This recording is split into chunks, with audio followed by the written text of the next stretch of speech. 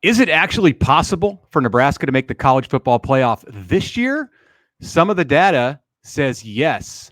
We'll break it down next.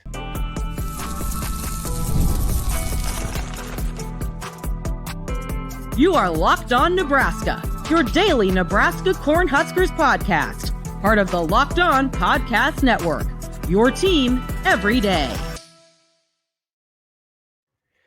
Good morning, and thank you for making Locked On Nebraska your first listen every day. We are free and available wherever you get podcasts and on YouTube, part of the Locked On Podcast Network, your team every day. And today's episode is brought to you by Gametime. Download the Gametime app, create an account, and use the code LOCKEDONCollege for $20 off your first purchase. Terms apply.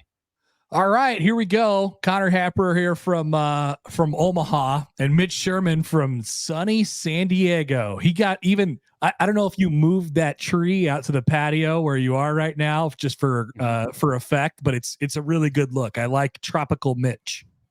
Yeah, mountainous Mitch, tropical Mitch, the seaworthy Mitch. It's all potentially in the picture during the time that I'm here in San Diego this week. So we'll touch on that as we go on throughout the next couple shows here. But like Mitch said, welcome. And you really had me intrigued with that tease there.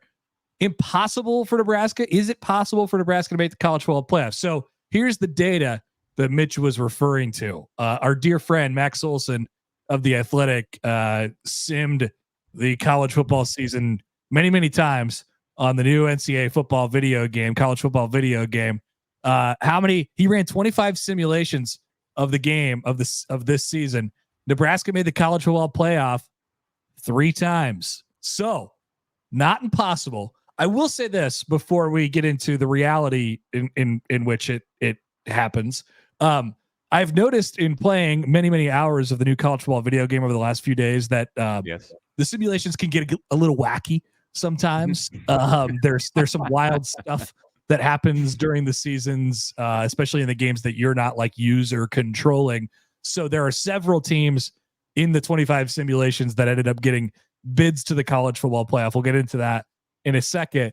But look, I'd be lying if I told you I hadn't thought about it. In an expanded playoff, in an easy schedule for Nebraska, there's there is always the possibility. It brings a new, fresh life to the sport, I think.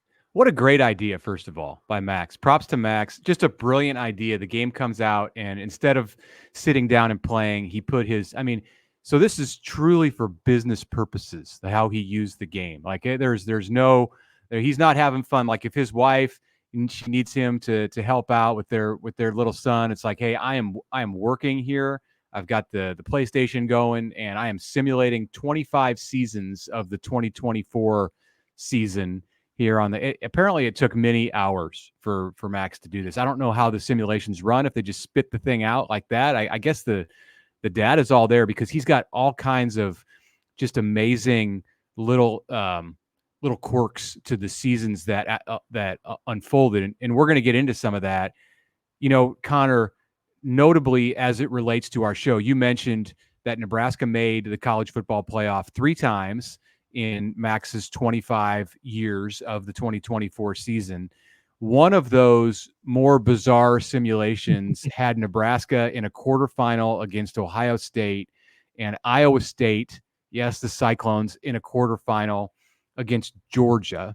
And both of the underdogs won. You can guess who the underdogs were in that game. And then Iowa State beat Nebraska in the semifinal. But that's not it. The game also had Nebraska's head coach accepting the Auburn job during the college football playoff. So it not only does it simulate the games, it simulates the Heisman, it simulates the coaching carousel.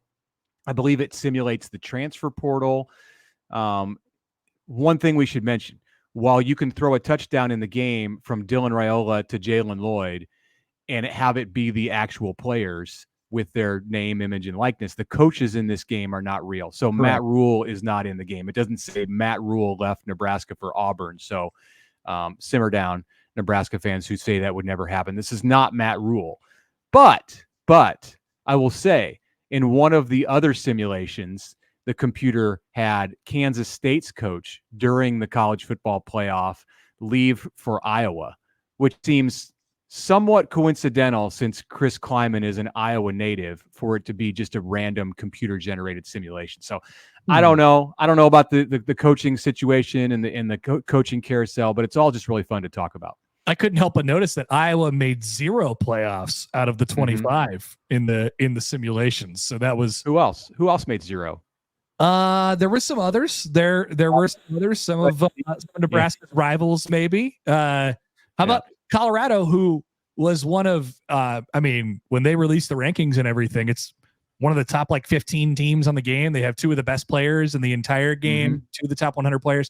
Colorado made 0 playoff appearances. USC made 0 playoff appearances. Nebraska's 3 trailed only Michigan, Ohio State, Penn State, and Oregon in the Big Ten. There was a lot of Oregon in this thing, and there was a lot of Michigan in this thing. So if this will tell you anything about the reality of this upcoming season, I think we're in for a wild one.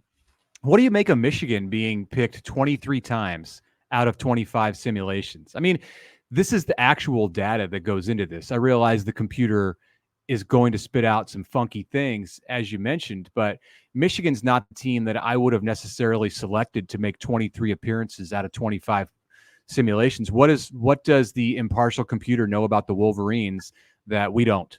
Oh, it's hard to play them. I've played them once on my dynasty. By the way, I have chosen Minnesota for my dynasty so far. It's not going well. The game is really hard. And so it's really difficult to play against Michigan. But I don't know. Maybe there's something in there about how that's a program who has found this nice sturdy ground to stand upon. They have the best player on the game in their corner, Will Johnson. And I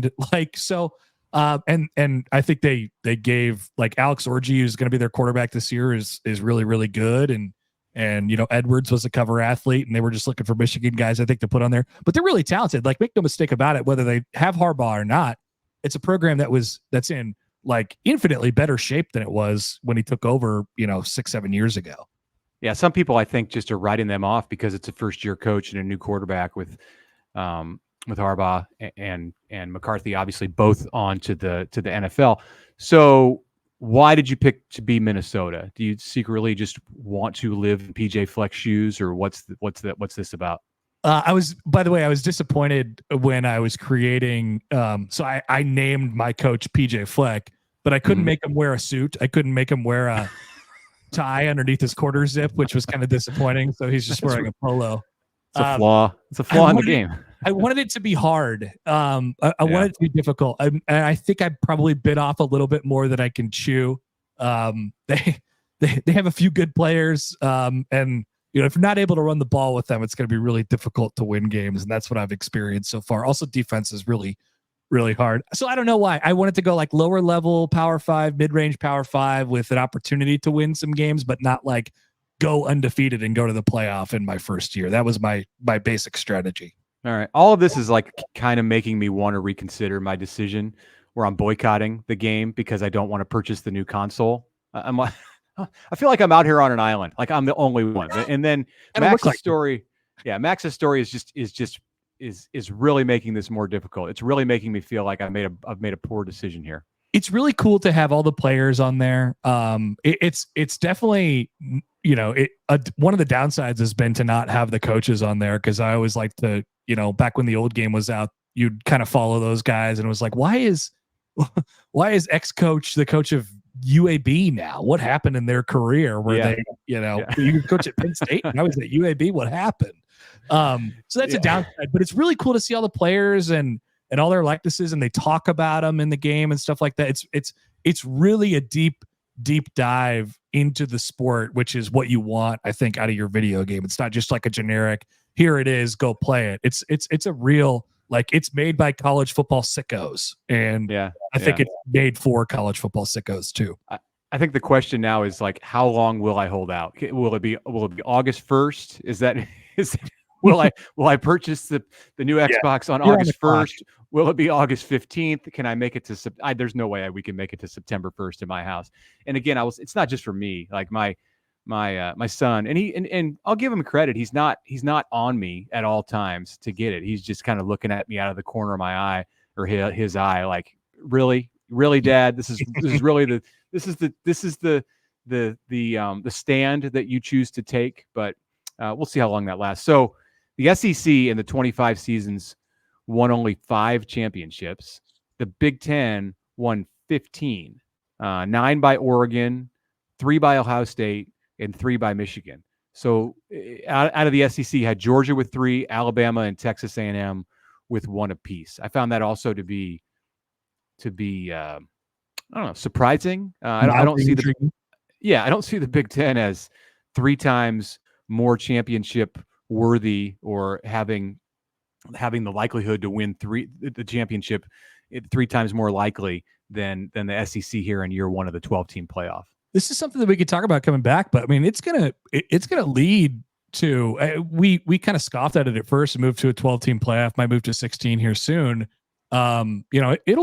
The more games you play and the more good teams you get in there, it'll lead to some level of parity, and the champion will be mildly potentially more random, maybe not in a one-off situation like this year, but it changes the sport, and it changes it for a team like Nebraska, who imagines itself as a upper tier Big Ten team or a second tier Big Ten team, and all you need to do is win 9-10 games and you're in the conversation. That's for sure. And so we could talk about that a little bit if you want. Yeah, I would strongly encourage everyone to go check out Max's story on The Athletic, because there's much more in it and much more of just the kind of like bizarre one-off things and the group of 5 teams that made it and made runs in the college football playoff during the simulations and just some of the unlikely scenarios. So it's there today as of Thursday, posted on the site. Great idea by Max, great execution. We're going to talk more about this specifically as it relates to Nebraska and whether that what we should make of that 3 out of 25 in the college football playoff today in our third segment. Next, after the break, we will continue our countdown of the most important Huskers in the 2024 season. All right, Mitch Sherman here for Game Time. If you have listened to our pod, you know that we enjoy baseball, Connor and I do. And this week has been tough because Major League Baseball has been on hiatus. We had the All-Star Game, the Home Run Derby, and then that horrible night to live through on Wednesday when there were no sports unless you were into the NBA Summer League. I saw the WNBA got some first rate coverage on the national stage, but hey, baseball's coming back, and if you want to go to a game in the second half of the season during the pennant race, Gametime will make that experience much more enjoyable and much easier, because Gametime is an authorized ticket marketplace of Major League Baseball. Prices on the app go down the closer you get to first pitch. Whatever you want to do this summer, if it's baseball, if it's a concert, if it's something else that I mentioned, you can probably get tickets to Olympic sports on the Gametime. I don't know if they're selling tickets to the events in Tahiti that are a part of the Olympics this summer, but go on there and check it out, because if it's a hot ticket, it's there on Gametime. You can see flash deals, views from your seat. You can customize your own spot in the stadium. So take the guesswork out of buying tickets with Gametime. Download the app, create an account, use the code LOCKEDONCollege for $20 off your first purchase. Terms apply. Last minute tickets, lowest price, guaranteed.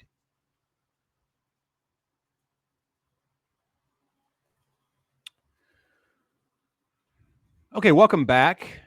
Mitch Sherman here. Connor Happer is with me. If you are listening to just the audio here on Apple, Spotify, wherever you get podcasts, you should check us out on YouTube, because you're missing out on the first ever outdoor broadcast, outdoor recording of the Locked On Nebraska podcast. So I am recording here. You can see now that Connor has blown me up in the screen a little bit more of the surroundings around me. I'm in beautiful San Diego in the background. I feel like I should be reading into a teleprompter with Veronica Corningstone next to me. But alas, I am not. I have a view of the mountains. I've got the plant behind me. Maybe on Monday I will take another position here, and it will all be fantastic. But we want to get back. Yeah. What do you think? What do you think? I mean, should we just this? It feels like this should be the permanent broadcast position for the Locked On Nebraska pod, right? It's like I could see the breeze and all the trees and stuff moving behind you. It looks like, you think of San Diego breeze. It feels like a nice ocean breeze. We think of a breeze here in Nebraska and we're like, it's kind of like hot. I'd rather not. Yeah. Just so far in my 24 hours in San Diego, I've eaten incredible California fruit, have had amazing seafood, went on a hike along the coast this morning next to Torrey Pines and hiked down to the beach. It was fantastic. My wife and I did that. We had breakfast at a little outdoor cafe in the Del Mar area. So hopefully the next 4 or 5 days before I head off to Indianapolis for Big Ten Media Days can live up to the first 24 hours here. Been a good unwinding experience so far, but the Locked On Nebraska pod must continue. So here we are. And we're going to get back to our countdown of important Huskers, or whatever we're calling this countdown. This is where the list for me, Connor, gets difficult as we looked at the players under consideration for the top spots, because these rankings are based on how the personal success of these players in 2024 would contribute to Nebraska's overall chances to be its best. So we've talked so far about linebacker Javen Wright. We've talked about kicker Tristan Alvano. We've talked about center Ben Scott, and I will let you announce number 7 on our list. Number 7, coming in at number 7, drum roll, is Thomas Fidone. We're putting Thomas Fidone here. And I think, so last year he caught 25 balls for 240 yards, 4 touchdowns. Hasn't, outside of that, his career has been kind of injury riddled at Nebraska. Now he's got, the former offensive, full-time offensive coordinator, not co-offensive coordinator, Marcus Satterfield, as his tight ends coach. And Nebraska needs to get a little bit more out of that position this year. And so it leads up to a spot where, I love the situation coming in for him. He's healthy, and it's not just that he's healthy, like just getting healthy. He's stacked health on top of, health now, which has really been the key thing throughout his career.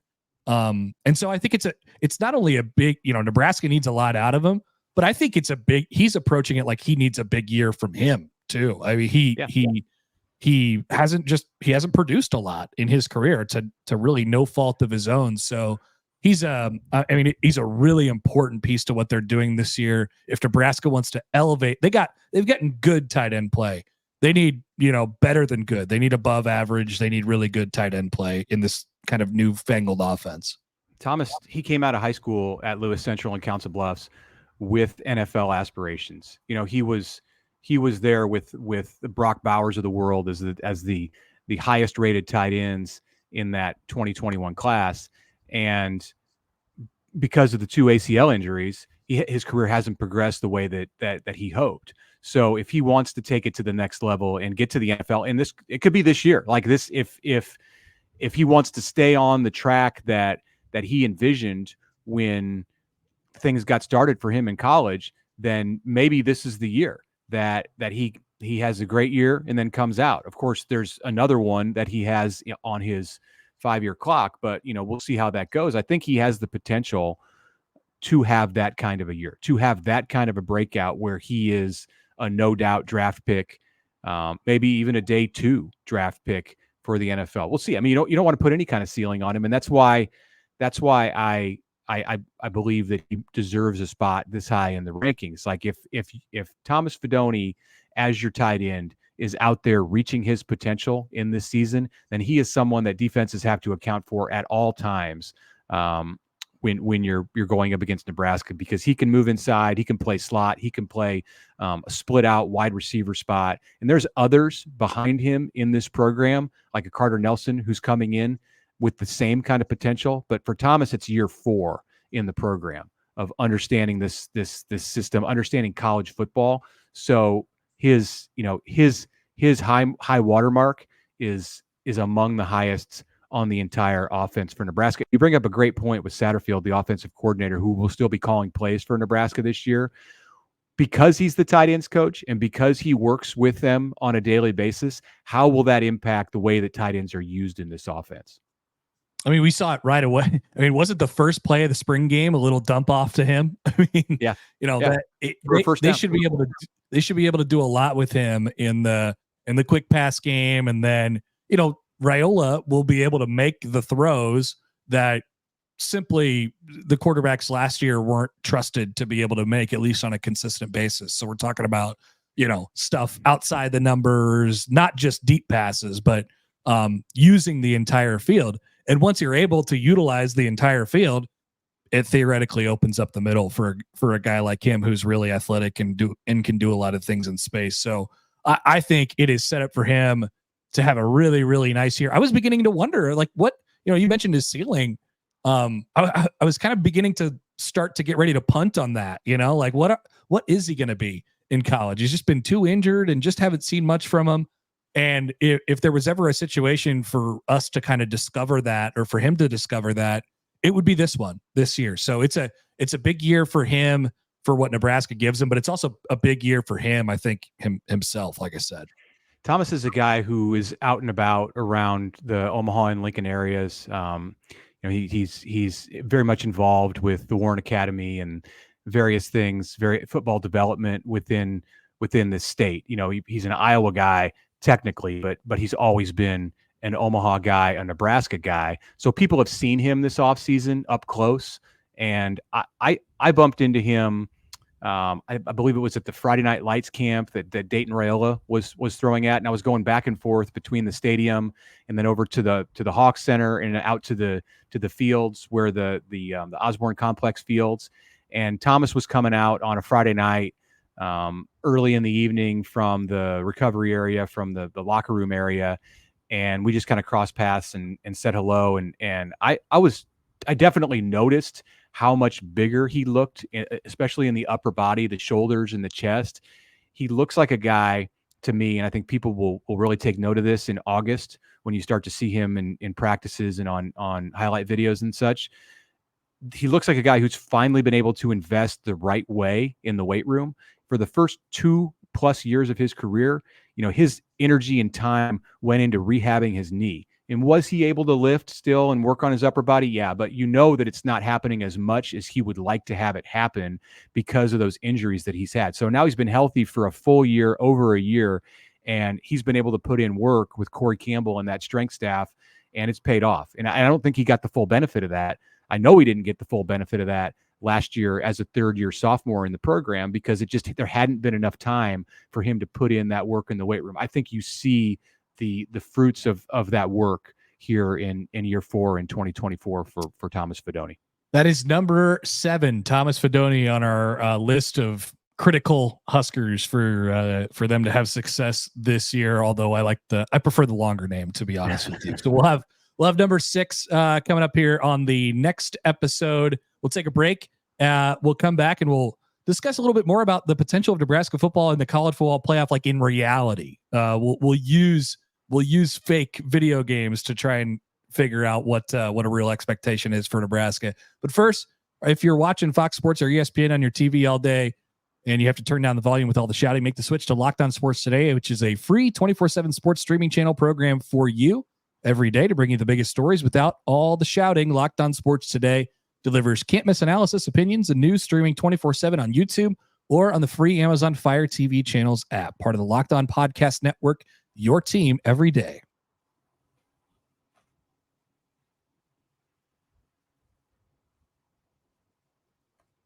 All right, welcome back. Final segment. We'll finish with a question that was born from our first segment in the simulations done by Max Olson, who, once, like you said, I mean, I'm more impressed by the ability to not like actually dive in and play the game, but just to simulate the season 25 times. It takes an awful lot of restraint from Max to be able to do that, as we've been waiting for this game for a long time.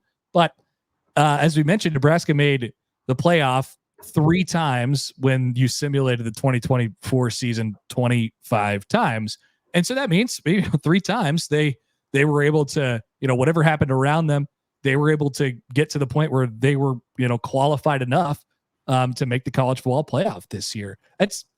From a percentage standpoint, you actually kind of like your odds there, because that would be quite the jump. 12% would be quite the jump for Nebraska to go from a team that hasn't been over 500 in nearly a decade now, haven't been to a bowl in a very, very long time, and all the way into the playoff. It sounds pretty insane, but we have a 12-team playoff, and there's going to be some teams that are not conference championship winners and maybe barely conference championship contenders that make it into the field. So first of all, what do you think about, in the most extreme scenario, if Nebraska actually has a chance to rip off enough wins to where they could make a 12-team playoff? So Max's main takeaway from doing this exercise, and I think the main point of it was for him to just kind of get a sense of how this might go. It's almost like AI. Like you type this stuff in, and AI tells you like what the fastest way is to travel around the world, making 2 stops or whatever. Something that the human brain cannot compute as quickly. So you want to know, what's the computer going to say? And Max's main takeaway was to expect the unexpected. And I think that's a good lesson to have as we embark upon this 12-team college football playoff era. Like, whatever your notions were, whatever you believed about college football over the previous decades, you can kind of throw it out the window, because this is not randomly letting the pieces fall. And then if 1 versus 2 happens, it happens. If it doesn't happen, oh, well, college football is great anyway. That was like, the 1997 way of doing it. This is not the BCS. This is not, let's try to get 1 versus 2. Okay, now we have to get 1 versus 2. This is definitely not a 4-team playoff. This is 3 times as many teams participating as we've had for the last decade. And if you have 3 times as many teams participating, you've got 6 times as many teams, arguably, who are in the hunt in a given year. And you expand it out that much, then there's some things that open up for a team like Nebraska. Even a team like Nebraska that's coming off 7 consecutive losing seasons, because you have a new quarterback, you have a second-year coach who tends to generate a lot of energy and momentum in his second year based on his turnarounds at other stops. So do I think it's likely? No. Do I think it's going to happen? No. Do I think it's impossible? No. So that's kind of where I fall with Nebraska. Yeah. And as the years go on and we get to 2025, if this thing stays on track, it becomes even more likely. Think about it a little bit more like the NFL. We don't always get the best 4 teams in the AFC and the NFC championship games. It doesn't always work that way. Sometimes the Jaguars make the AFC championship game. Sometimes the Giants beat the undefeated Patriots in the Super Bowl. Like it can happen that way. It's not likely. Like you said, you wouldn't predict it. But it's a lot more possible with all these other teams in there. So, we both agree. We talked about this kind of range thing, or Nebraska in terms of win totals could get. I think on the extreme high end of that, you could see 10 wins. That, like I said, wouldn't predict it, unlikely, but that's going to be about the number for a Big Ten team trying to make the college football playoff. And that's, that would kind of get you there. Like I said, I don't think Nebraska's going to win 10 games this year. I don't. But is it possible? Sure. I just have the Jim Carrey meme from Dumb and Dumber in my mind. So you're saying there's a chance. That's all you need. You know what? If you're a college football fan, now if you're a fan of Ohio State, you want more than that. But if you're a college football fan of many programs out there, I think that's all you want, is just a chance. And unfortunately, in the world that we've all lived in our entire lives in college football, that has not been possible. For most programs, you have not entered the season really believing that there was a chance. And now, even if you're a Group of 5 program and you had no hope in the past, at least you know that if you can be the best at that level, if you're Liberty or whatever, whoever you are, they're the pick of many here in this 2024 season, then that there's a path, there's a way that you can do it. And that's a great thing for the sport. For all that the 12-team playoff might take away, you might say, well, the Auburn-Alabama game is not going to mean as much because whatever, they're both 11-0.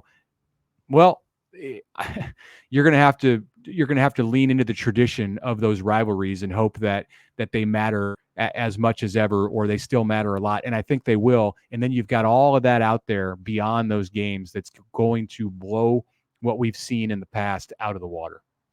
This will be our final podcast of the week as we look ahead to next week. Talking season will be officially underway for the Big Ten, so we'll have real content. Mitch will pack up the bag from San Diego and head out to Indianapolis, maybe grab a shrimp cocktail and hang out around the league for a few days. I will not be in attendance at this year's Big Ten Media Days, but Mitch will have us covered from there. So he'll have another.